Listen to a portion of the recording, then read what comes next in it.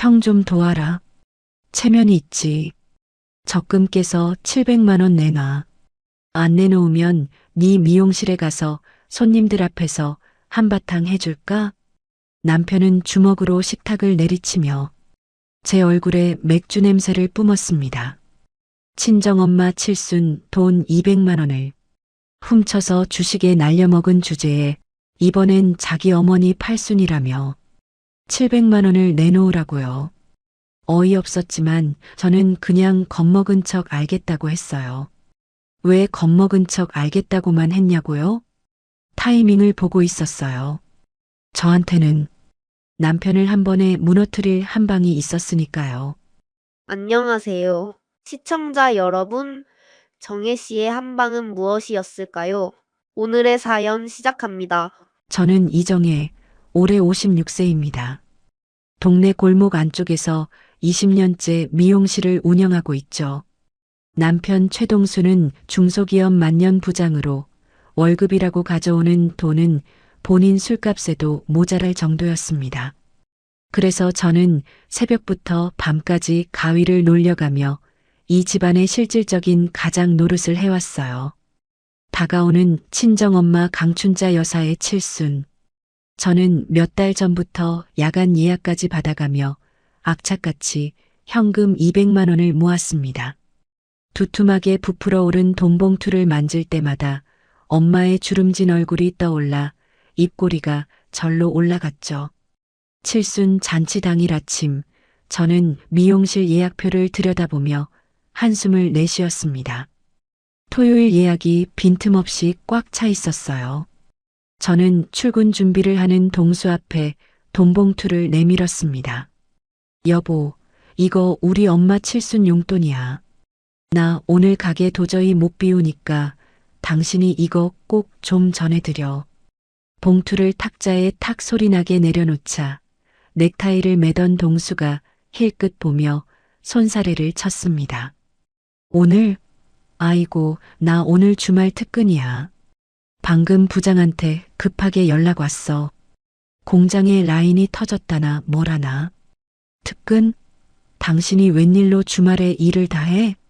토요일에 무슨 특근이 있냐고. 아, 진짜라니까. 사람이 말을 하면 좀 믿어. 나 지금 늦었어. 가야 돼. 동수가 짜증 섞인 목소리로 소리를 버럭 지르기에 저는 미심쩍은 마음으로 봉투를 그의 가슴팍에 꾹 찔러 넣어줬습니다. 그래, 바쁘면 어쩔 수 없지. 그럼 내가 이따 저녁에 전화할 테니까 당신이 엄마 계좌로 바로 이체해드려. 딴 집 말고 딱 200만 원 그대로. 알았어? 알았어, 알았다고. 장모님 계좌로 싸주면 될 거 아냐. 내가 알아서 할 테니까 걱정 좀 마. 동수는 봉투를 양복 안주머니에 대충 쑤셔 넣으며 신발을 신었습니다. 저는 미심쩍은 마음을 애써 누르고 미용실로 향했습니다. 하루 종일 파마 약 냄새와 드라이기 소리에 파묻혀 정신없이 손님을 받았어요. 밤 9시가 넘어서야 마지막 손님을 보내고 저는 허리를 두드리며 엄마에게 전화를 걸었습니다. 엄마, 나야. 오늘 칠순인데 딸내미가 얼굴도 못 비춰서 어떡해. 진짜 미안해, 엄마. 아이고, 정혜야. 아니다, 괜찮아. 네가 밥 잘 먹고 건강하면 그게 효도지. 엄마, 동수 씨가 아까 낮에 용돈 보냈지? 확인해 봤어? 그거 내가 엄마 주려고 몇 달을 고생해서 모은 거야. 제 물음에 전화기 너머로 긴 침묵이 흘렀습니다. 그래. 사위가 마음 써줬더라. 잘 받았어. 그건 그렇고 너 밥은 챙겨 먹었니? 허리는 또 아픈 거 아니고? 엄마는 자꾸만 돈 이야기를 피하며 제 건강 걱정만 늘어놓으셨습니다. 평소 같으면 딸아 고맙다며 한참을 좋아하실 분이 왜 이러시는 건지. 저는 묘한 불안감이 가슴 한구석을 찔러왔지만 피곤한 몸을 이끌고 그냥 집으로 돌아왔어요. 다음 날 이른 아침 저는 무언가에 이끌리듯 친정집으로 내려갔습니다. 엄마는 마침 시장에 가셨는지 집이 비어 있었어요. 거실상 위에 엄마의 구형 폴더폰이 뒤집어져 있었습니다. 저는 무심코 폰을 집어들었어요. 화면에 농협 문자 알림 하나가 떠 있었습니다. 최동수님으로부터 5만 원 입금. 저는 제 눈을 믿을 수가 없었습니다. 5만 원. 200만 원이 아니라 고작 5만 원이었어요. 손끝이 차갑게 식어갔습니다. 저는 폴더폰을 제자리에 내려놓고 아무 내색 없이 집을 나왔습니다. 집으로 돌아오자마자 저는 동수의 책상 서랍을 뒤졌습니다. 보안카드, 은행 거래 내역서, 증권사 우편물까지 샅샅이 훑었어요. 동수의 증권 계좌에는 빨간 숫자들이 빼곡했습니다. 마이너스 수백만 원짜리 주식들이 줄줄이 찍혀 있었고 바로 그 칠순 당일 날짜에 현금 195만 원이 입금된 기록이 선명했습니다. 200만 원에서 5만 원을 빼고 나머지 195만 원을 전부 자기 주식 계좌에 쳐넣은 겁니다. 폭락한 주식을 물타기 한다고요. 저는 거래 내역서를 쥔 손이 부들부들 떨리는 걸 느꼈습니다. 제가 밤 10시 넘어 야간 예약 손님 머리를 말리며 한 푼, 두 푼 모은 돈. 엄마 얼굴에 환한 웃음꽃을 피워드리려고 석 달을 꼬박 악착같이 모은 돈. 그걸 이 인간이 엄마한테는 10,000원짜리 5장을 던져주고 나머지는 자기 주식 빗구멍에 쑤셔 넣었습니다. 저는 서랍을 닫고 자리에서 일어섰습니다. 손끝의 떨림이 멈추고 오히려 머릿속이 차갑게 맑아졌어요. 이대로는 안 됩니다.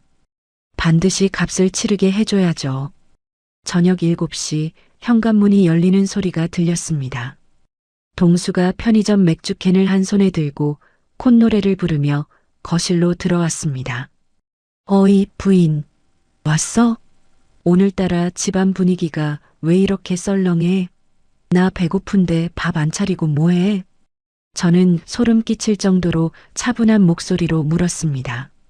당신, 어제 우리 엄마한테 돈 보냈지?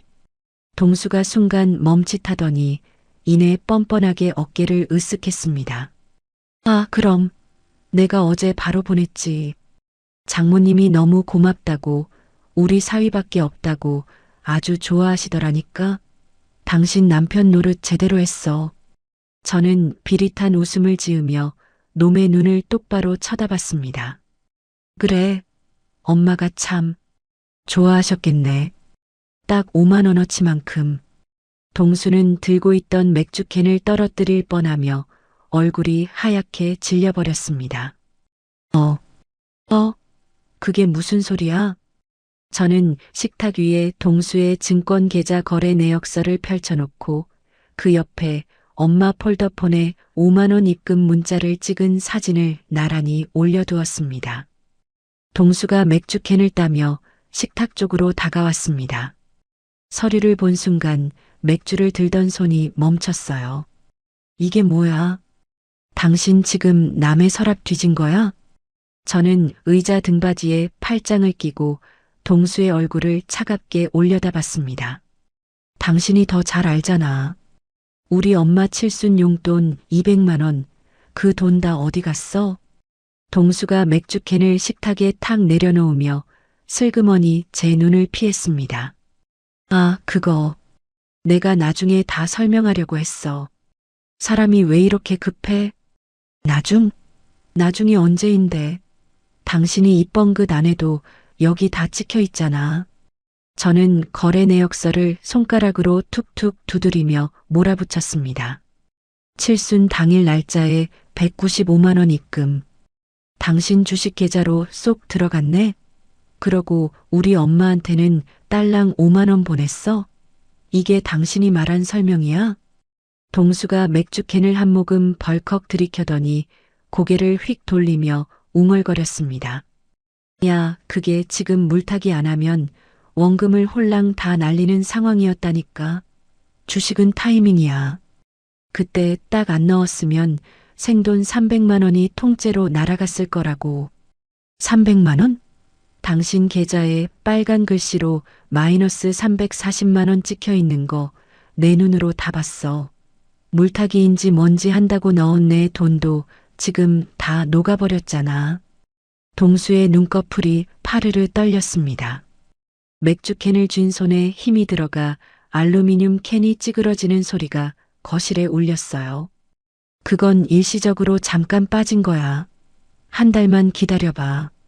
이제 곧 반등 온다고 전문가들이 입을 모아 말하는데 당신이 뭘 안다고 그래? 전문가? 당신이 지난 3년 동안 주식으로 번 돈이 단돈 10,000원이라도 있어? 한 번이라도 그 돈 벌어서 집에 가져온 적 있냐고. 동수가 대답하지 못하고 씩씩거렸습니다. 저는 의자에서 일어나 동수의 코앞까지 바짝 다가갔어요. 3달 전에도 생활비 50만 원 빼돌려서 주식에 쳐넣었지?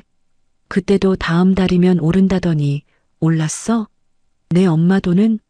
세상 천지에 사위라는 인간이 장모 칠순 돈을 훔쳐다가 주식에 넣는 법이 어디 있어. 동수가 맥주캔을 식탁에 쾅 내리쳤습니다. 거품이 넘쳐 흘러 식탁보에 누런 얼룩이 번졌어요. 아, 장모님이 시골에서 돈 쓸 데가 어디 있다고 그래. 5만 원이면 시장 가서 고기 사드시고도 남아. 200만 원을 주나 5만 원을 주나 그 노인네가 뭘 안다고 당신이 난리야. 그 말을 듣는 순간 관자놀이가 욱신거리고 눈앞이 아찔했습니다. 손톱이 손바닥을 파고들었지만 꾹 참았어요. 우리 엄마가 시골 노인네라 5만 원이면 충분해? 그럼 당신 어머니는? 당신 어머니는 시골 노인네 아니야? 야, 그건 얘기가 다르지. 우리 어머니는 뭐가 달라? 내 엄마는 5만 원짜리 인생이고 당신 엄마는 몇백만 원짜리 인생이라는 거야? 동수가 입을 꾹 다물었습니다. 궁지에 몰리면 늘 저랬죠. 눈알만 이리저리 굴리다가 말로 안 되면 화부터 내는 거요. 동수가 갑자기 주먹으로 식탁을 쾅 내리쳤습니다. 맥주캔이 쓰러지며 거품이 식탁 위로 칙 소리를 내며 흘러내렸습니다. 야, 됐어. 그 얘기는 끝난 걸로 해. 동수가 벌떡 일어서며 의자를 뒤로 휙 밀었습니다. 그리고 말 나온 김에 하나 더 말하자. 당신 다음 달 15일이 무슨 날인지 알지? 뭔데? 내가 당신 어머니 생신까지 외우고 살아야 해? 우리 어머니 팔순이야. 나 이번에 호텔 연회장 잡을 거야. 그것도 제일 좋은 5성급으로. 기가 차서 말이 안 나왔습니다. 방금까지 제 엄마 돈 훔쳐서 쩔쩔매던 인간이 이제 제 어머니 잔치 타령을 하고 있다니요. 친척들 싹 다 부르고 제대로 효도 한번 해드려야지. 삼촌, 고모, 이모네까지 한 명도 빠짐없이 다 오라고 할 거야. 그래서 그 돈은 어디서 나오는데? 동수가 검지손가락을 제 코앞에 들이대며 뻔뻔하게 말했습니다. 당신 주택 적금 있잖아. 그거 깨서 700만 원 내놔. 뭐라고? 당신 지금 제정신이야? 700만 원. 어머니 팔순 호텔 잔치 비용이라고. 내 엄마 돈 200만 원을 훔쳐다가 주식에 날려먹어 놓고 이제 내 적금까지 깨서 당신 어머니 잔치를 하라고? 당신 진짜 사람이야? 야, 그건 그거고 이건 이거지. 동수가 손바닥으로 허공을 쳐내며 소리를 빽 질렀습니다. 내가 이 집안 장남이야. 동생들 앞에서 친척들 앞에서 형이 초라하게 보이면 어떡하냐고. 나도 체면이 있고 위신이 있는 사람이야. 체면? 내 피 같은 돈으로 당신 체면을 세워달라고? 우리가 남이야? 부부잖아. 부부가 힘합쳐서 집안 큰일 치르는 게 뭐가 잘못이냐고. 부부라고요? 내 엄마한테는 5만 원 던져놓고 제 엄마한테는 700만 원을 쓰자는 게 부부입니까? 동수가 한 발짝 더 다가왔습니다. 역한 맥주 냄새가 제 얼굴에 확 끼쳤어요. 당신 만약에 돈 안 내놓으면 말이야. 동수의 목소리가 낮고 비열하게 가라앉았습니다. 내가 당신 미용실 쳐들어가서 손님들 보는 앞에 한바탕 난리 피워줘? 남편이 와서 돈 내놓으라고 고함 지르면 손님들이 참 좋아하겠다. 그치? 저는 동수의 핏줄 선 눈을 똑바로 마주봤습니다. 어디 동네방네 소문도 좀 내줄까? 이정의 미용실 원장이 밖에서는 천사인 척하면서 집에서는 남편 생활비도 안 주는 독한 년이라고 말이야. 그러면 단골들 싹 다 떨어져 나가겠지? 동수의 입꼬리가 비릿하게 올라갔습니다. 자기가 이겼다는 표정이었죠. 지난 20년 동안 늘 이런 식으로 저를 겁박해서 돈을 뜯어냈으니까요. 저는 동수의 눈을 들여다보며 속으로 차갑게 계산했습니다. 지금 여기서 싸워봐야 저만 손해입니다. 이 인간이 제일 목숨 거는 건 그놈의 장남 체면이죠. 그걸 가장 화려한 자리에서 박살 내줘야 합니다. 저는 일부러 어깨를 축 늘어뜨리며 고개를 숙였습니다. 알았어, 적금 깨서 줄게. 동수의 얼굴이 금세 환하게 밝아졌습니다. 주름진 이마가 펴지고 입이 귀걸이에 걸릴 듯 벌어지더군요. 그래, 진작 그렇게 나왔어야지. 어머니 팔순인데 장남 며느리가 당연히 해야 할 도리 아니야? 고마워, 여보. 동수는 아무 일도 없었다는 듯 제 어깨를 툭 치고 안방으로 쏙 들어갔습니다. 곧이어 안방에서 신이 난 동수의 목소리가 새어나왔습니다. 어머니, 저예요, 동수. 동시가 다들 들어라. 형이 이번에 5성급 호텔 연회장 싹 빌렸다. 어머니 팔순 잔치 끝내주게 할 거니까 다들 일정 비워놔. 저는 거실에 홀로 서서 식탁 위에 흩어진 맥주 거품과 구겨진 서류를 내려다봤습니다. 그래, 최동수. 5성급 호텔? 친척들 총출동? 그 자리가 내 인생에서 가장 뜨거운 지옥불이 될 거니까. 저는 식탁을 조용히 닦아내고 불을 껐습니다. 동수가 드르렁 코를 골며 잠든 밤, 저는 서랍 깊숙한 곳에서 아파트 전세 계약서와 인감도장, 보안카드를 챙겨 가방에 넣었습니다. 그리고 미용실 금고에 이것들을 숨기기 위해 어둠 속으로 조용히 발걸음을 옮겼습니다. 다음 날부터 저는 미용실 예약 사이사이 빈 시간을 쪼개가며 움직이기 시작했습니다. 가장 먼저 찾아간 곳은 미용실 단골 손님 오금자 소장의 부동산 사무실이었어요.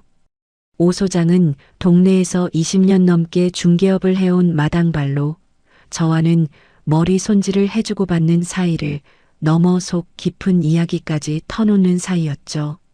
저는 오 소장 사무실 소파에 앉아 지금까지 있었던 일을 조용히 털어놓았습니다. 소장님, 나 이혼할 거예요. 근데 그냥 이혼하면 안 돼요. 그 인간이 가장 잘난 척하는 자리에서 망신을 줘야 해요.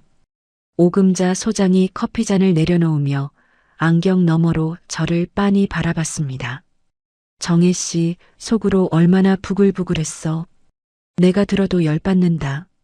소장님, 시어머니 팔순 잔치가 다음 달 15일이에요. 그날 아침에 전세 계약을 끝내고 보증금을 제 통장으로 받고 싶어요. 가능해요? 오 소장이 볼펜을 집어들며 메모지에 뭔가를 적기 시작했습니다. 집주인이 누구더라? 아, 4층 김 사장. 그 양반 내가 잘 아는데 중도 해지 조건만 맞으면 충분히 돼. 내가 먼저 연락해 볼게.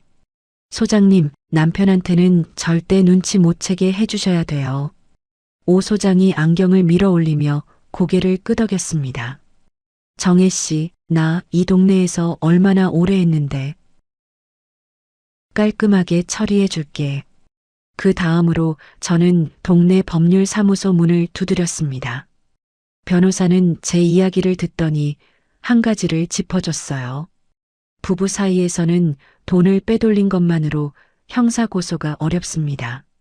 대신 남편 월급 통장과 주식 계좌를 묶어버리는 방법이 있어요. 법원에 신청하면 됩니다. 저는 동수의 주식계좌 번호와 회사 정보를 변호사에게 넘겼습니다. 변호사가 서류를 정리하며 말했어요. 이혼 소장도 같이 준비할까요? 내 위자료까지 꼼꼼하게 넣어주세요. 제가 20년간 벌어서 그 집안에 들어간 돈 한 푼도 빠짐없이 받아내고 싶어요. 변호사가 펜을 돌리며 고개를 끄덕였습니다. 증거 자료 충분합니다. 강하게 가시죠. 저는 그날 저녁 미용실 문을 닫고 혼자 앉아 스마트폰을 꺼냈습니다. 동수 명의로 발급받아 동수가 들고 다니는 가족 카드 3장. 저는 카드사 앱에 하나씩 로그인해서 사용 정지 버튼이 어디 있는지 확인했어요. 버튼 하나만 누르면 바로 정지가 되는 것까지 테스트를 마쳤습니다. 이 모든 일이 진행되는 동안 동수는 아무것도 몰랐습니다. 매일 저녁 소파에 드러누워 시어머니 귀남과 통화하며 들떠 있었죠. 어머니, 뷔페 코스로 할까요? 아니면 한정식으로 할까요? 아, 친척 좌석 배치는 제가 다 짜놨어요. 동수가 전화기에 대고 신나서 떠드는 소리가 안방까지 울렸습니다. 형수님 옆에 큰 고무 앉히면 안 돼요. 제가 다 신경 썼다니까요. 저는 거실에서 그 소리를 들으며 빨래를 개켰습니다. 아무렇지도 않은 얼굴로요. 낮에는 미용실 손님을 받고 밤에는 동수가 잠든 뒤 조용히 짐을 쌌습니다. 제 옷까지 귀중품, 아끼던 살림살이들을 조금씩 종이박스에 담아 테이프를 감았어요. 새벽 2시에 박스 하나씩을 차 트렁크에 싣고 친정 오빠의 빈 창고로 옮겼습니다. 일주일 동안 매일 밤 이 작업을 반복했죠. 동수는 눈치를 못 챘습니다. 옷장이 조금씩 비어가는 것도, 거실 장식장의 도자기가 사라진 것도요. 그 인간의 머릿속에는 오직 호텔 잔치뿐이었으니까요. 야, 700만 원 언제 뽑아? 호텔 계약금 넣어야 된다고. 동수가 양치질을 하다 말고 화장실에서 고개를 내밀며 물었습니다. 잔치 당일에 현금으로 드릴 거야.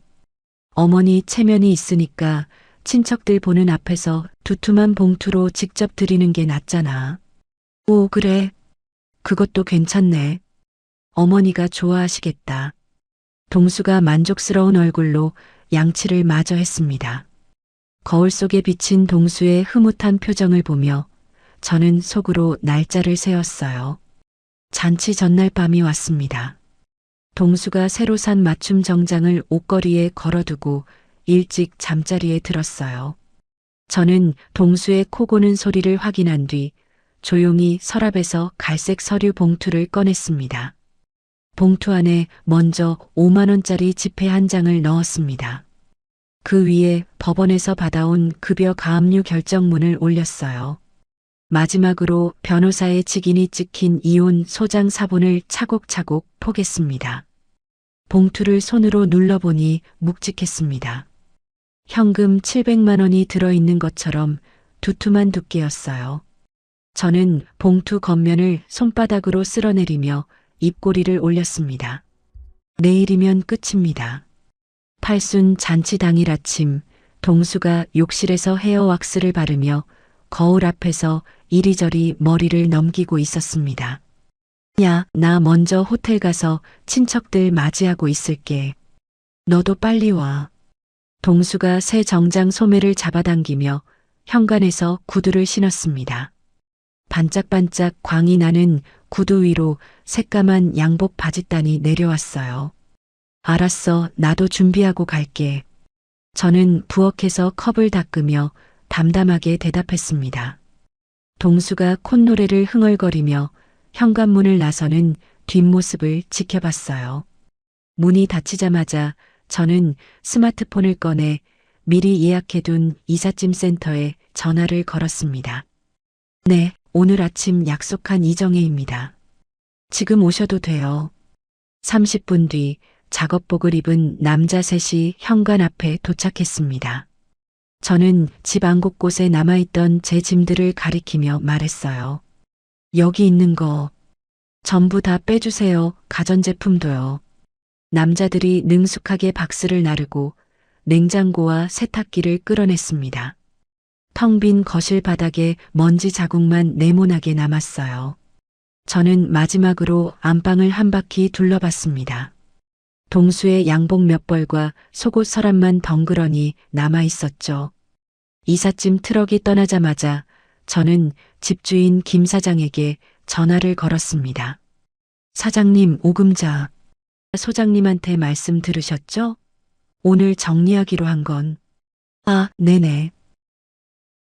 보증금 지금 바로 보내드릴게요. 계좌 확인해 보세요. 잠시 뒤 제 통장에 전세 보증금이 찍혔습니다. 저는 현관문 도어락 비밀번호를 3번으로 바꾸고 대문을 잠그고 나왔어요. 차에 올라타 백미러로 아파트 건물을 한번 올려다봤습니다. 20년을 살았던 집이었지만 미련은 없었어요. 저는 미리 준비해둔 옷으로 갈아입었습니다. 검은색 원피스에 단정한 재킷을 걸치고 어젯밤 준비해둔 갈색 서류 봉투를 조수석에서 집어들었어요. 묵직한 무게가 손바닥에 실렸습니다. 호텔 주차장에 차를 세웠을 때 시계는 낮 12시 반을 가리키고 있었습니다. 로비를 지나 연회장 입구에 다다르니 안쪽에서 웅성거리는 소리와 함께 은은한 피아노 연주가 흘러나왔어요. 문을 열고 안으로 들어섰습니다. 천장에 커다란 샹들리에 아래로 둥근 테이블 10개가 하얀 식탁보를 덮고 늘어서 있었고 양복과 한복 차림의 친척들이 삼삼오오 모여 앉아 있었어요. 그 한가운데에 동수가 서 있었습니다. 새 정장의 단추를 하나만 잠그고 한 손을 주머니에 찔러 넣은 채 큰 소리로 떠들고 있었죠. 제가 이번에 크게 한턱 쏘는 겁니다. 어머니 팔순인데 장남이 해야죠. 시어머니 귀남은 금색 자수가 놓인 한복을 차려입고 상석에 앉아 있었습니다. 옆에 앉은 친척 아줌마의 손을 잡으며 입을 열었어요. 우리 동수가 효자야, 효자. 며느리는 뭐 맨날 미용실만 붙어 있지. 이런 건 다 우리 아들이 알아서 하는 거라고. 저는 연회장 뒤쪽에 서서 그 광경을 지켜봤습니다. 봉투를 쥔 손에 힘을 줬어요. 동수가 저를 발견했습니다. 큰 헛기침을 하더니 친척들의 시선을 끌며 소리쳤어요. 왔어? 다들 우리 집사람이에요. 자, 봉투 가져왔지? 친척들의 눈이 일제히 제 손에 들린 두툼한 갈색 봉투를 향했습니다. 시어머니 귀남이 자리에서 반쯤 일어나며 탐스러운 눈빛으로 손을 내밀었어요. 어머, 며느리 이리 와. 어서 줘봐. 저는 천천히 연회장 중앙을 향해 걸어갔습니다. 구두굽이 대리석 바닥을 또각또각 울렸어요. 동수 앞에 멈춰 섰습니다. 동수가 의기양양한 얼굴로 웃으며 봉투를 받으려고 손을 뻗었어요. 그 순간 저는 스마트폰을 꺼내 카드사 앱을 열었습니다. 가족카드 3장의 사용 정지 버튼을 하나, 둘, 셋 연달아 눌렀어요.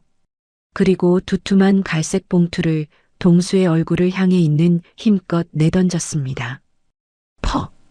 둔탁한 소리와 함께 봉투가 동수의 코와 입을 강타하고 식탁 위로 떨어졌습니다. 충격에 봉투 입구가 터지며 안에 있던 것들이 하얀 식탁보 위로 쏟아져 내렸어요. 5만 원짜리 지폐 한 장, 법원 직인이 찍힌 가압류 결정문, 변호사 도장이 선명한 이혼 소장, 연회장이 쥐 죽은 듯 고요해졌습니다. 피아노 자동 연주만 허공에 둥둥 떠돌았어요. 동수의 얼굴이 하얗게 질려갔습니다. 식탁 위에 흩어진 서류들을 내려다보는 동수의 눈동자가 좌우로 빠르게 흔들렸어요. 시어머니 귀남은 손을 내밀다 만자세 그대로 굳어버렸습니다. 연회장 안이 쥐 죽은 듯 고요해졌어요. 피아노 자동 연주만 천장에 둥둥 떠돌았습니다. 저는 한 발짝도 물러서지 않고 동수의 눈을 똑바로 쏘아봤습니다. 최동수, 거기 식탁 위에 5만 원짜리 보여? 그거 당신이 우리 엄마 칠순에 보낸 돈이야. 제 목소리가 연회장 구석구석까지 울려 퍼졌습니다. 친척들이 숟가락을 내려놓고 일제히 고개를 돌렸어요. 뭔 소리야? 야, 여기에서 이러지 마. 동수가 떨리는 손으로 식탁 위에 5만 원짜리 지폐를 집어들며 낮은 목소리로 말했습니다. 사람들 보는 데서 이게 뭐 하는 짓이야? 사람들 보는 데서? 당신이 사람들 보는 데서 큰 소리 뻥뻥 치고 싶다며. 장남 체면 세우고 싶다며. 그래, 다 들으라고 하는 거야. 저는 친척들을 향해 천천히 몸을 돌리며 또박또박 말했습니다. 여기 계신 분들 다 들으세요. 한 달 전에 제 친정엄마 칠순이었어요. 저는 미용실에서 석 달을 밤잠 줄여가며 200만 원을 모았습니다. 엄마 칠순 용돈으로요. 테이블마다 앉아있던 친척들의 시선이 저에게 집중됐어요. 누군가 물잔을 내려놓는 소리가 났습니다. 그 200만 원을 이 사람한테 맡겼더니 195만 원은 자기 주식에 쳐넣고 우리 엄마한테는 1만 원짜리 5장을 보냈어요. 웅성거림이 퍼져나갔습니다. 앞쪽 테이블에 앉은 동수의 고모가 입을 벌린 채 동수를 쳐다봤어요. 동수가 양복 소매로 이마에 땀을 닦으며 한 발짝 앞으로 나왔습니다. 야, 그건 내가 설명할 수 있어. 그때 주식이 급하게 빠져서 안 넣으면 원금을 다 날리는 상황이었다고. 설명? 친척분들 앞에서 설명해봐. 마누라 엄마 칠순 돈을 훔쳐서 주식에 넣은 게 어떻게 설명이 돼? 동수의 고모부가 테이블에서 반쯤 일어나며 입을 열었습니다. 동수야, 그게 사실이냐? 장모님 칠순 돈을 주식에 넣었어? 동수가 고모부를 향해 두 손을 내저었습니다. 고모부 아닙니다. 이게 좀 복잡한 사정이 있어서 나중에 따로 말씀드릴게요. 복잡하긴 뭐가 복잡해? 저는 동수의 말을 잘라냈습니다. 200만 원 중에 195만 원을 당신 증권 계좌에 넣었어. 그리고 그 주식 지금 마이너스 340만 원이야. 물타기 한다고 넣은 돈도 다 녹았지. 친척들 사이에서 탄식이 흘러나왔습니다. 세상에 장모님 칠순 돈을 주식에 넣었다고? 어머, 어떻게 그런 짓을. 동수의 목이 붉게 달아올랐습니다. 양복깃을 잡아당기며 숨을 몰아쉬는 게 보였어요.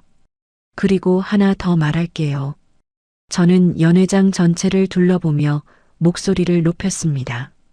오늘 이 화려한 5성급 호텔 잔치, 이것도 다 제 돈이에요. 이 사람이 제 적금을 깨서 700만 원을 내놓으라고 한 거예요. 그게 뭐 어때서 장남이 어머니 잔치를 하겠다는데. 동수가 이를 악물며 대꾸했습니다. 장남? 남의 돈으로 하는 게 장남 노릇이야? 내 미용실에 쳐들어가서 행패 부리겠다고, 동네에 소문내서 장사 못하게 만들겠다고 협박해놓고.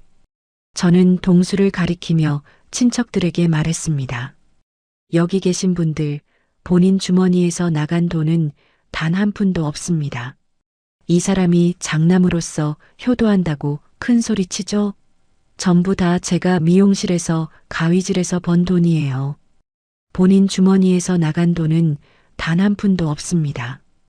동수의 고모가 자리에서 일어나며 동수를 노려봤습니다. 동수야, 내 돈이 아니라 며느리 돈으로 이런 자리를 만든 거야? 그게 사실이야? 내 돈이 아니라 며느리 돈으로 이런 자리를 만든 거야? 고모 아닙니다. 부부가 같이 하는 건데 뭘 그렇게. 같이? 장모님 돈 훔쳐서 주식하고 며느리 협박해서 돈 뜯어내는 게 같이 하는 거냐? 고모가 핸드백을 집어들며 고개를 저었습니다. 동수의 삼촌도 의자를 밀며 자리에서 일어났어요. 에이, 기분 더럽다. 이런 자리인 줄 알았으면 안 왔지. 분위기가 순식간에 뒤집어졌습니다. 장남의 효도라며 칭찬 일색이던 공기가 동수를 향한 경멸의 시선으로 바뀌었어요. 그때 시어머니 귀남이 상석에서 벌떡 일어났습니다. 금색 자수가 놓인 한복 소매를 떨며 저를 가리켰어요. 이년아, 시어머니 팔순 자리에서 이게 무슨 짓이야? 너는 며느리 도리도 모르냐? 어머니, 며느리 도리요? 제가 20년 동안 이 집안에 쏟아부은 돈이 얼마인지 아세요? 그 돈 다 받아드시면서 이제 와서 며느리 도리를 말씀하세요? 귀남의 얼굴이 불그락푸르락 변했습니다. 이 인연이 감히 시어머니한테. 어머니, 평생 장남이 최고라고 자랑하셨죠? 오늘 그 훌륭한 아들이 쏘는 호텔밥 많이 드세요. 제 돈은 이제 1원도 안 들어갑니다. 귀남이 말을 잇지 못하고 입만 벌렸다 닫았다 했습니다. 옆에 있던 친척 아줌마가 귀남의 팔을 잡으며 자리에 앉히려 했지만 귀남은 뿌리치고 서 있었어요. 동수가 얼굴이 불그락푸르락해진 채로 제 앞에 성큼 다가왔습니다. 야, 이정혜. 너 집안 망신시키려고 작정하고 온 거지?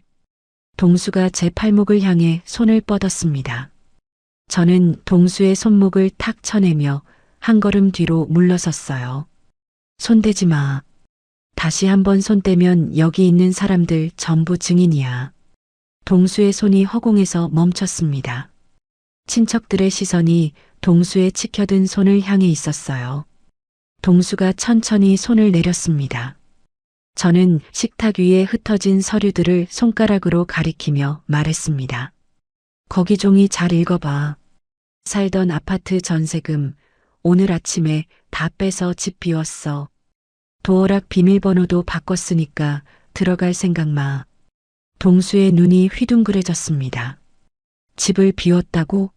네가 무슨 권리로? 내 이름으로 된 전세 계약이야. 내가 내 돈 빼는데 당신 허락이 필요해? 동수가 입을 벌렸다가 다물었습니다. 할 말을 찾지 못하는 게 눈에 보였어요. 그리고 당신이 내 이름으로 들고 다니던 카드 3장 방금 전부 정지시켰어. 동수가 허둥지둥 양복 안주머니에서 지갑을 꺼냈습니다. 카드를 한 장씩 뒤적이며 스마트폰을 꺼내 카드사 앱에 접속하려 했어요. 화면을 누르는 손가락이 덜덜 떨리고 있었습니다. 그것만이 아니야. 저는 마지막 한 방을 날렸습니다. 당신 월급 통장, 주식 계좌 전부 가압류 걸었어. 내일 아침에 회사로 통지서 나가. 동수의 무릎이 흔들렸습니다. 의자 등받이를 붙잡고 간신히 서 있는 동수의 이마에 식은 땀이 줄줄 흘러내렸어요. 새까만 양복 등판에도 땀이 배어나오는 게 보였습니다. 네가 이럴 수가 있어? 동수의 목소리가 갈라졌습니다. 당신이 먼저 그랬잖아. 내 엄마 돈 훔쳐놓고 뻔뻔하게 700만 원을 더 뜯어가려고 했잖아. 이건 당신이 자초한 거야. 시어머니 귀남이 갑자기 뒷목을 움켜쥐더니 의자에 주저앉으며 신음을 흘렸습니다. 아이고, 내 팔자야. 내 팔자야. 저는 그 모습을 차갑게 내려다봤습니다. 저 연기를 20년 동안 봐왔거든요. 마음에 안 드는 일이 생기면 뒷목을 잡고 쓰러지는 척하는 거. 그러면 모든 사람이 귀남 편을 들었죠. 하지만 오늘은 달랐습니다. 친척들은 귀남을 부축하러 가지 않았어요. 오히려 하나둘씩 자리에서 일어나 핸드백과 외투를 챙기기 시작했습니다. 저는 연회장 한쪽 구석에서 상황을 멍하니 지켜보고 있는 시동생 동식에게 시선을 옮겼어요. 동식이 제 눈과 마주치자 고개를 확 돌리며 몸을 움츠렸습니다. 동식 씨, 형 카드 다 막혔으니까 오늘 여기 밥값 700만 원은 동식 씨가 내야겠네요. 동식의 얼굴이 누렇게 떴습니다. 입을 벌렸다 닫았다 하며 아무 말도 못했어요. 두 손을 주머니에 찔러 넣고 시선을 바닥에 고정한 채 벽 쪽으로 한 걸음 물러섰습니다. 저는 더 이상 이 자리에 남아있을 이유가 없었습니다. 핸드백 끈을 어깨에 걸치고 몸을 돌렸어요. 다들 맛있게 드세요. 누가 내실지는 모르겠지만 동수가 뒤에서 뭐라고 소리쳤습니다. 야, 이정혜. 너 이러고 끝날 줄 알아? 저는 뒤돌아보지 않았어요. 연회장 문을 밀고 나서며 구두 굽소리를 또각또각 울렸습니다. 호텔 회전문을 밀고 바깥으로 나서는 순간 5월 햇살이 얼굴에 쏟아졌습니다. 가슴속에 꽉 막혀있던 돌덩이가 톡하고 빠져나간 것 같았어요. 20년 동안 목 위까지 차올랐던 그 답답함이 한꺼번에 쏟아져 내려갔습니다. 저는 주차장으로 걸어가며 핸드백 속 스마트폰이 진동하는 걸 느꼈습니다. 오금자 소장이었어요. 정혜 씨, 나 지금 호텔 로비에 있어. 상황 문자로 보내줄게. 저는 차 문을 열고 운전석에 앉아 오 소장의 문자를 기다렸습니다. 잠시 뒤 문자가 도착했어요. 동수 씨 카드 전부 승인 거절. 지금 호텔 지배인이랑 실랑이 중. 저는 스마트폰 화면을 내려다보며 웃음이 터져 나왔습니다. 시원했어요. 오 소장의 문자가 계속 이어졌습니다. 동수 씨 개인 카드도 전부 한도 초과로 거절. 지금 얼굴이 벌겋게 됐어. 친척들 하나둘씩 슬슬 자리 뜨기 시작함. 저는 차 안에서 문자를 읽으며 조수석에 등을 기댔습니다. 에어컨 바람이 달아오른 볼을 식혀줬어요. 5분 뒤 또 문자가 왔습니다. 동식 씨한테 카드 좀 긁으라고 사정하는데 동식 씨 화장실 간다고 하더니 그대로 로비로 나옴. 도망친 거 맞음. 저는 피식 웃음이 새어나왔습니다. 그러고도 한참이 지나 또 한 통이 왔어요. 호텔 직원이 경찰 부르겠다고 함. 시어머니 갑자기 벌떡 일어나서 손목에서 뭔가 빼는 중. 저는 그 문자를 읽고 고개를 끄덕였습니다. 예상했던 대로였어요. 연회장 안에서는 지금쯤 이런 일이 벌어지고 있을 겁니다. 동수가 포스기 앞에서 카드를 내밀었을 때 화면에 승인 거절 문구가 떴겠죠. 1장, 2장, 3장. 전부 같은 결과였을 거예요. 동수가 동식의 소매를 붙잡으며 말했을 겁니다. 야, 동식아. 카드 한 장만 빌려줘. 동식이 형의 손을 슬쩍 떼어내며 형, 나 화장실 좀. 배가 갑자기 연회장 문을 빠져나가 그대로 호텔 밖으로 사라졌을 겁니다. 평생 형 돈으로 밥 얻어먹던 동식이 정작 형이 손을 내밀자 도망치는 꼴이라니. 호텔 지배인이 검은 양복을 빼입고 동수 앞에 다가왔을 거예요. 정중하지만 단호한 목소리로 손님 결제가 되지 않으면 저희도 조치를 취해야 합니다. 경찰에 연락드릴까요? 그 말에 뒷목을 잡고 의자에 주저앉아 있던 시어머니 귀남이 벌떡 일어났겠죠. 평생 장남 뒤에 숨어서 며느리 돈으로 호의호식하던 귀남이 이번에는 자기 몸에서 뭔가를 내놓아야 했을 겁니다. 귀남의 떨리는 손이 왼쪽 손목의 숭금 팔찌를 더듬었을 거예요. 10년 전 칠순 때 친척들에게 받은 자랑스럽게 차고 다니던 그 팔찌. 오른손 약지에서 금반지도 빼야 했겠죠. 이거면 되겠소?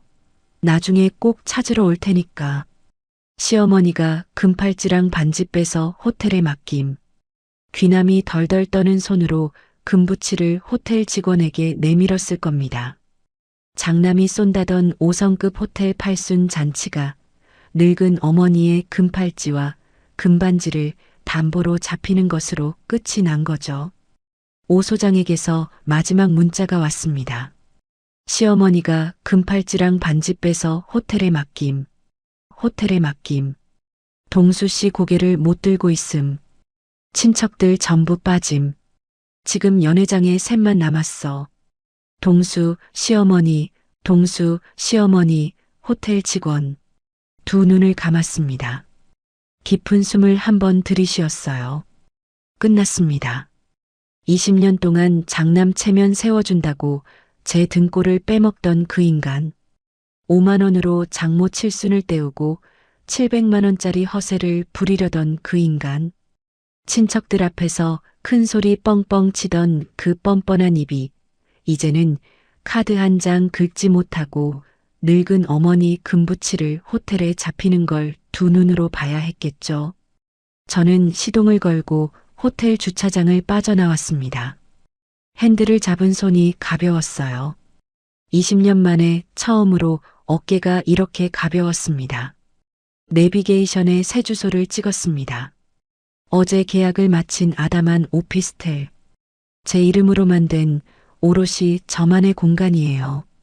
차가 호텔을 벗어나 큰 길로 접어들 때 백미러 속으로 호텔 건물이 점점 작아져 갔습니다.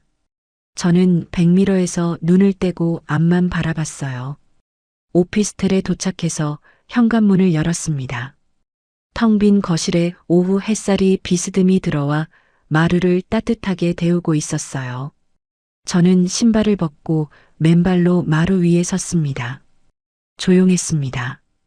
동수의 코 고는 소리도 시어머니한테 전화하며 떠드는 소리도 없었어요. 그저 창밖에서 새소리만 들려왔습니다. 저는 거실 한가운데 털썩 주저앉아 두 다리를 쭉 뻗었습니다. 천장을 올려다보며 이정혜 수고했다. 스마트폰에 동수의 부재중 전화가 47통 찍혀 있었지만 저는 화면을 꺼버리고 눈을 감았습니다. 그 다음 날 아침 저는 오피스텔에서 눈을 떴습니다. 창문 사이로 들어오는 햇살이 눈부셨어요. 아무도 깨우지 않아도 되고 아무에게도 밥을 차려줄 필요가 없는 아침이었습니다. 저는 세수를 하고 미용실로 출근했어요. 밀린 예약 손님들이 기다리고 있었거든요. 오전 첫 손님의 머리를 감기고 있을 때 오금자 소장이 미용실 문을 열고 들어왔습니다. 소장이 대기 의자에 앉으며 선글라스를 벗었어요. 정혜 씨, 어젯밤에 동수 씨 아파트 갔다가 난리 쳤대. 난리요? 도어락 비밀번호 안 맞으니까 복도에서 문 두드리고 고함치고 도어락 비밀번호 안 맞으니까 복도에서 문 두드리고 고함치고 복도에서 문 두드리고 고함치고 경비실에서 올라왔는데도 안 가고 경비실에서 올라왔는데도 안 가고 계속 소리 질렀나 봐.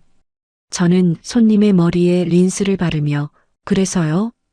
옆집 아줌마가 나와서 어제 아침에 이삿짐 센터 왔다 갔다고 짐 다 빠지고 집이 텅텅 비었다고 알려줬대. 어제 아침에 이삿짐 센터 왔다 갔다고 짐 다 빠지고 집이 텅텅 비었다고 알려줬대. 그 말 듣고 동수 씨가 복도 바닥에 주저앉아서 그 말 듣고 동수 씨가 복도 바닥에 주저앉아서 한참을 멍하니 있었다더라.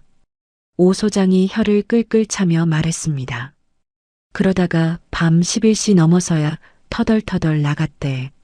터덜터덜 나갔대. 갈 데가 없으니까 근처 찜질방으로 간 거겠지. 저는 담담하게 손님의 머리를 헹궈냈습니다. 동수가 어디서 잤든 제가 소장님 커피 한 잔 드릴까요? 잘했어. 잘했어. 힘들면 언제든 전화해. 나 잠깐 얼굴 보러 온 거야. 힘들면 언제든 전화해. 오 소장이 자리에서 일어나며 이 사장님 급여 가압류 통지서가 오늘 남편 회사로 송달됐습니다. 정말 잘한 거야. 인사팀에서 접수했다고 확인받았어요. 오 소장이 나간 뒤 저는 다음 손님의 머리를 말리며 동수의 오늘 아침을 떠올렸습니다. 찜질방 딱딱한 바닥에서 뒤척이다 겨우 눈을 뜬 동수. 어제 호텔에서 입고 있던 새 정장은 구깃구깃하게 구겨져 있었겠죠. 세수도 제대로 못하고 면도도 못한 채로 회사에 출근했을 겁니다. 오후 2시쯤 변호사에게서 전화가 왔습니다. 그럼 이번 달 월급부터 묶이는 거죠? 오늘 남편 회사로 송달됐습니다. 네, 맞습니다. 네, 맞습니다. 본인 손에는 최저 생계비 외에는 한 푼도 안 갑니다. 본인 손에는 최저 생계비 외에는 한 푼도 안 갑니다. 법원 결정 금액만큼 회사에서 직접 공탁하게 됩니다.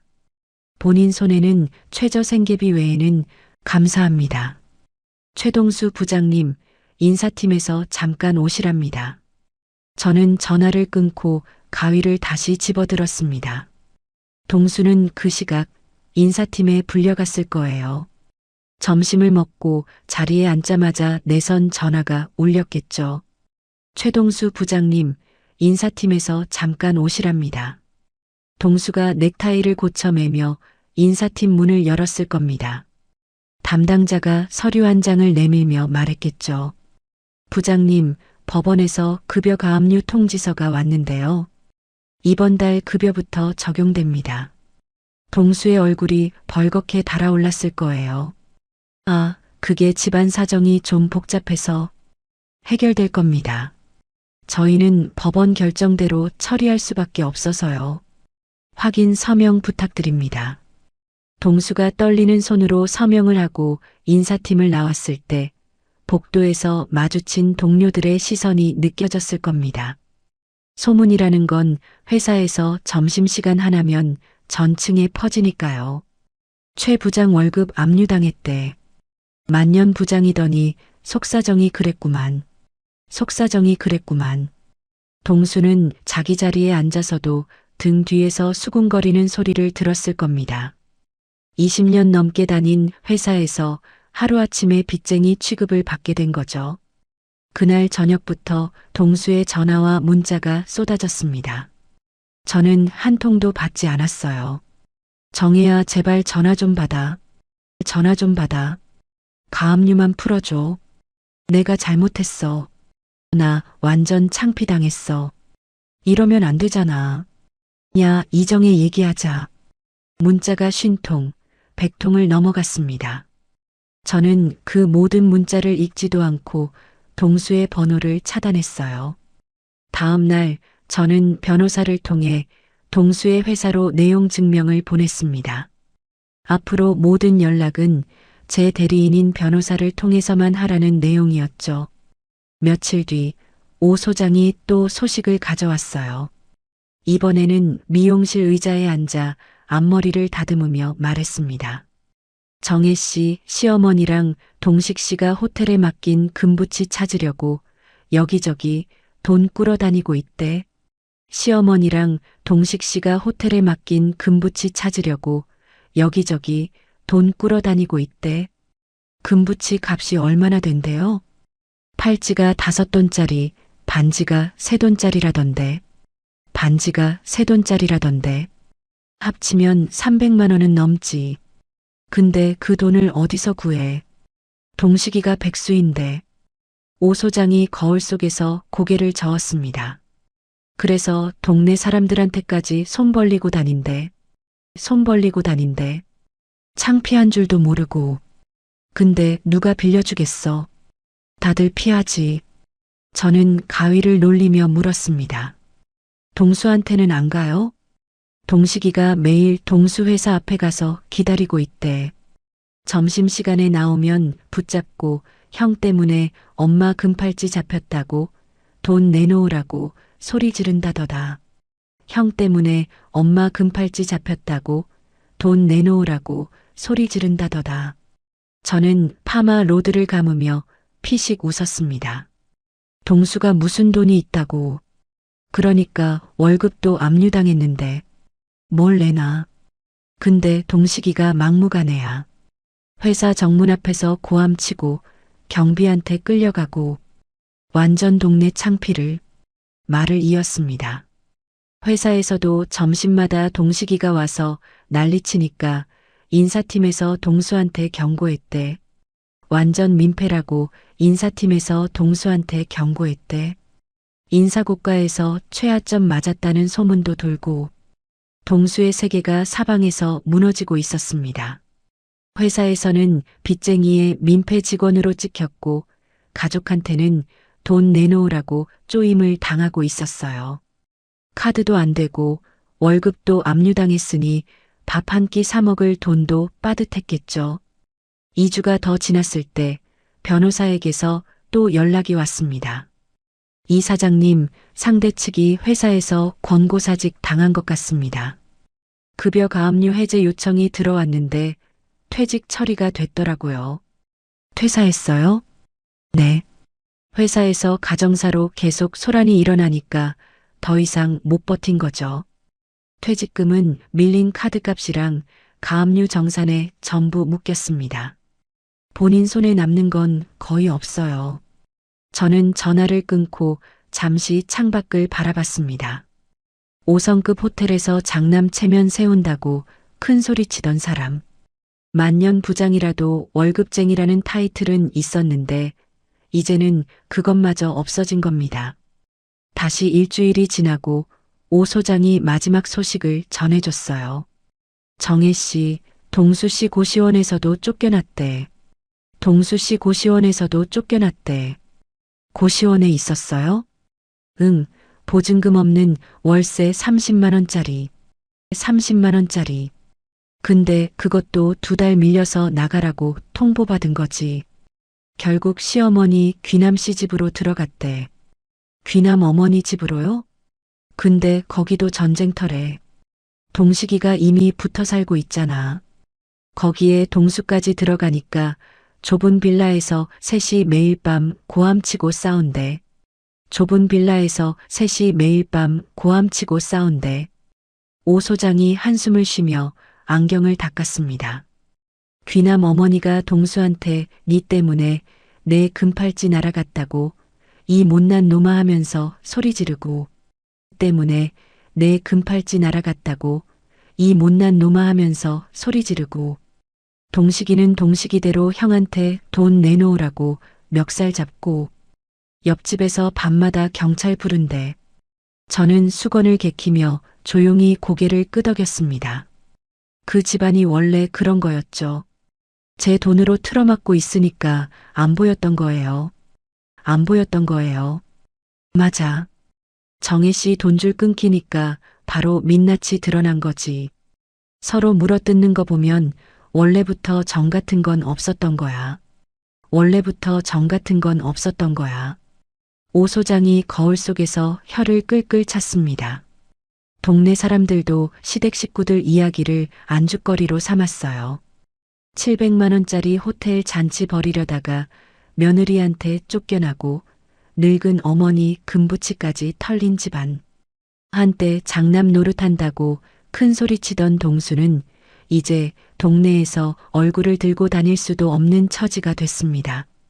저는 그런 소식에 더 이상 감정이 흔들리지 않았어요. 그저 제 일상을 하나씩 쌓아 올리는데 집중했습니다.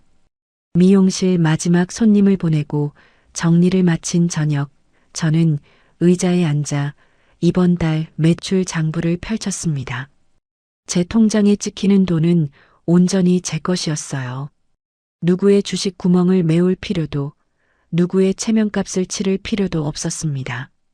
저는 장부를 덮고 미용실 불을 껐습니다. 셔터를 내리며 밤하늘을 올려다봤어요. 내일도 아침에 일어나 가게 문을 열고 손님의 머리를 만지고 저녁에 문을 닫겠죠. 평범한 하루가 이렇게 소중한 줄 처음 알았습니다. 이혼 소송이 시작되고 석 달이 흘렀습니다. 변호사에게서 전화가 왔어요. 이 사장님, 상대 측이 조정 이혼에 동의했습니다. 상대 측이 조정 이혼에 동의했습니다. 재산 분할이랑 위자료 전부 우리 조건 그대로 받아들였어요. 전부 우리 조건 그대로 받아들였어요. 변호사도 못 구했다면서요? 네.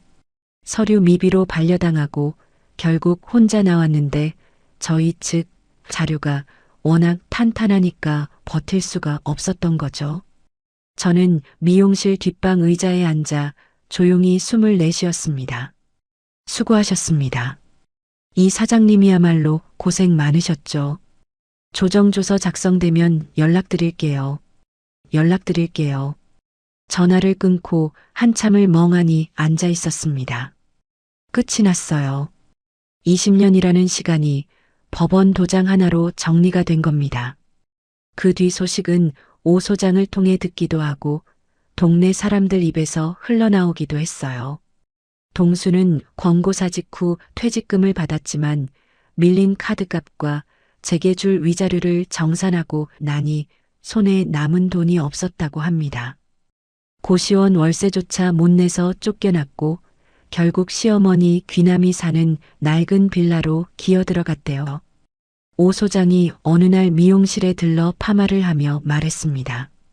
정혜 씨, 동수 씨 귀남 어머니 집에 들어갔는데 매일 밤 싸운대. 싸워요? 동식이가 형한테 엄마 금팔찌값 아직도 안 갚았다고 멱살 잡고 귀남 어머니는 둘 다한테 나가 죽으라고 소리 지르고 옆집에서 경찰 불렀다더라. 저는 파마 약을 바르며 고개를 끄덕였습니다. 그 집안이 원래 그런 거였죠. 제 돈으로 틀어막고 있으니까 안 보였던 거예요. 맞아. 정혜 씨 돈줄 끊기니까 바로 민낯이 드러난 거지. 오 소장이 거울 속에서 혀를 끌끌 찼습니다. 동네 사람들도 시댁 식구들 이야기를 안주거리로 삼았어요.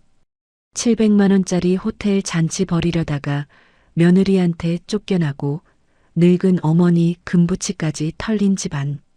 한때 장남 노릇한다고 큰 소리치던 동수는 이제 동네에서 얼굴을 들고 다닐 수도 없는 처지가 됐습니다. 저는 그런 소식에 더 이상 감정이 흔들리지 않았어요. 그저 제 일상을 하나씩 쌓아 올리는데 집중했습니다. 이혼이 확정된 다음 달 저는 미용실 내부를 리모델링했어요.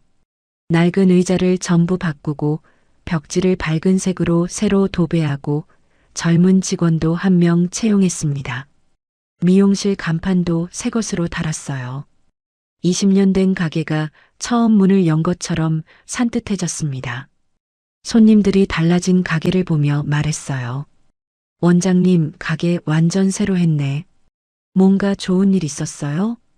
저는 웃으며 대답했습니다. 네, 묵은 짐을 좀 버렸더니 가게도 새로 하고 싶더라고요. 가게가 자리를 잡아갈 무렵 저는 오랫동안 마음에 품고 있던 일을 실행에 옮겼습니다. 친정엄마 춘자를 모시고 일본 온천 여행을 떠난 겁니다. 동수 팔순 잔치에 뜯길 뻔했던 제 적금 700만 원으로요. 인천공항에서 엄마의 손을 잡고 출국장으로 걸어갈 때 엄마가 연신 두리번거리며 말씀하셨어요.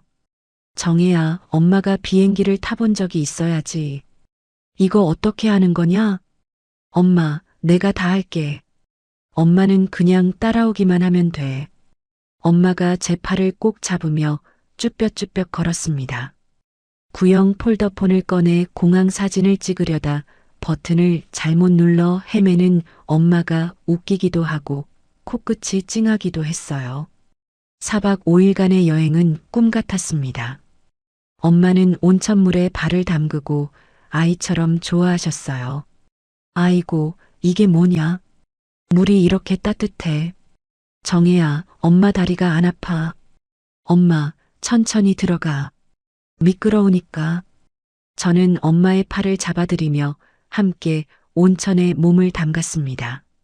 엄마의 주름진 손이 따뜻한 물속에서 제 손을 꼭 쥐었어요. 우리 딸이 고생 많았다. 엄마가 알지. 엄마, 그런 말 하지 마. 나 울잖아. 다 지나간 거야. 이제 좋은 날만 남았어. 여행 마지막 날 밤이었습니다. 저는 최고급 요리가 한 접시씩 나오는 식당에서 엄마와 마주 앉았어요. 엄마가 생선회를 한 점 집어 드시며 눈을 동그랗게 떴습니다. 세상에, 이게 무슨 맛이냐? 입에서 살살 녹는다. 저는 가방에서 준비해둔 봉투를 꺼냈습니다. 이번에는 진짜 돈이 들어있는 봉투였어요. 현금 500만 원. 엄마, 이거. 엄마가 젓가락을 내려놓고 봉투를 바라봤습니다. 이게 뭐냐? 칠순 때 못 드린 용돈이야. 늦어서 미안해, 엄마. 엄마가 봉투를 열어보더니 두 손으로 입을 막았습니다. 눈시울이 빠르게 붉어졌어요. 정혜야, 이건 너무 많다. 엄마가 이런 거 필요 없어. 아니야, 엄마. 엄마가 받아야 해. 그때 그 인간이 훔쳐간 거보다 훨씬 더 많이 드리고 싶었어.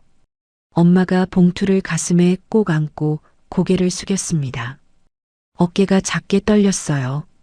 한참을 그러고 있다가 엄마가 고개를 들어 제 손을 두 손으로 감싸 주었습니다. 우리 딸 고맙다.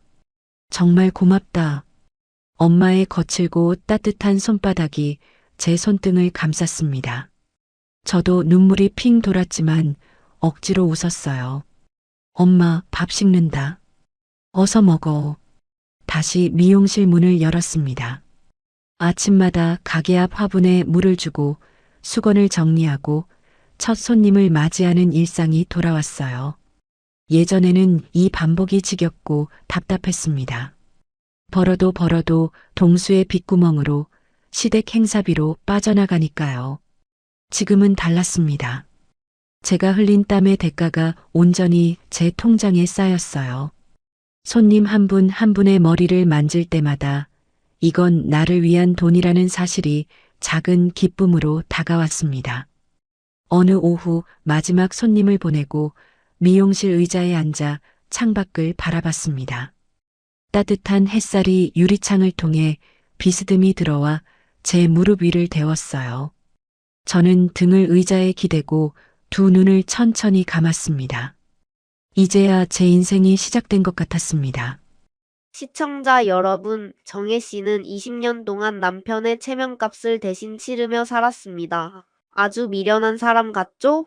자기 돈으로 장남 노릇을 시켜주고 자신의 땀으로 시댁 잔치를 벌여주고 잠을 줄여가며 그 집안의 빈 곳을 메웠어요. 그런데 돌아온 건 감사가 아니고 더 내놓으라는 기대뿐이었죠. 참을수록 그 사람들은 더 뻔뻔해지고 숨을수록 그 사람들의 손은 더 깊이 들어오더라고요. 지금 정혜 씨는 미용실 문을 열고 자신의 힘으로 번 돈을 제 통장에 넣고 사랑하는 사람에게 마음껏 쓸 수 있는 삶을 살고 있습니다. 대단한 삶이 아니에요. 그냥 평범한 겁니다. 하지만 이 평범함이 얼마나 소중한 건지 잃어봐야 알더라고요.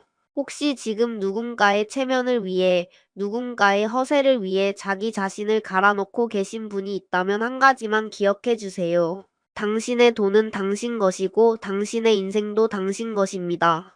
오늘 이야기가 위로가 됐으면 좋겠네요. 끝까지 들어주신 분이 계시다면 댓글 하나 달아주시면 감사하겠습니다.